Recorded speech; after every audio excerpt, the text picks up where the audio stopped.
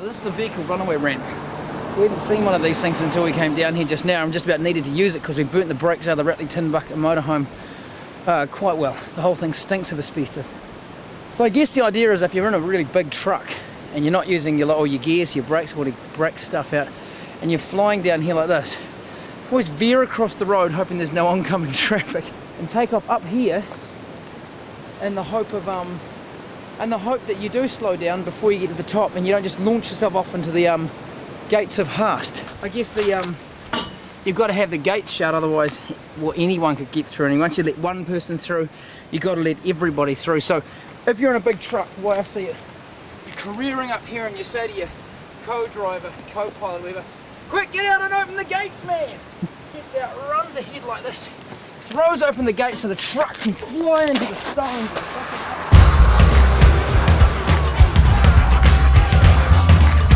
A couple of years ago I decided it would be a real good idea to chuck all my gear on a piece of shit motorhome and embark on one of the longest non-stop tours in New Zealand music history. 108 nights, 8,000 Ks, 46 shows. This was no jaunt through the main centres and home for tea.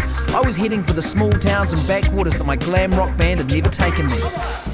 Accompanied only by filmmaker Rick Harvey on my sheepdog furnace, we met a lot of interesting locals en route, got tangled up in a bunch of sticky situations, found the truth, lost the plot and became deliriously sleep deprived as our manic juggernaut chugged its way across the heartlands of Aotearoa. Now I had no idea whether the plan and the reality would coincide, but figured that if it all went down in a ring of fire, at least it would make for interesting viewing. He remembered me the Clash, you know what I mean? He's just like, you know, a little punk but nice, shaped up, you know. And 70 and 80. Man, when someone compares you to the Clash, it's your lucky day. But when someone invites you for a little post-gig reciprocal backstage Blenheim whipping, you could be easily misled into thinking this whole grassroots touring thing is fun, and not the depressing slog that most of it is. As a feature-length road movie, Figure 8000 is not some thinly veiled publicity push, even though the trailer might give you this impression. Taken from 50 hours of film and 23 rolls of Super 8, I reckon we've cut together a doco that will give you a new appreciation for the highs and lows of life on the road. Ladies and gentlemen, he's on a nationwide tour of the country at the moment, 3/4 of the way through it right now, playing in the Coromandel. I'd like you to put both of your hands together, please, for Mr. Lindon Puffin!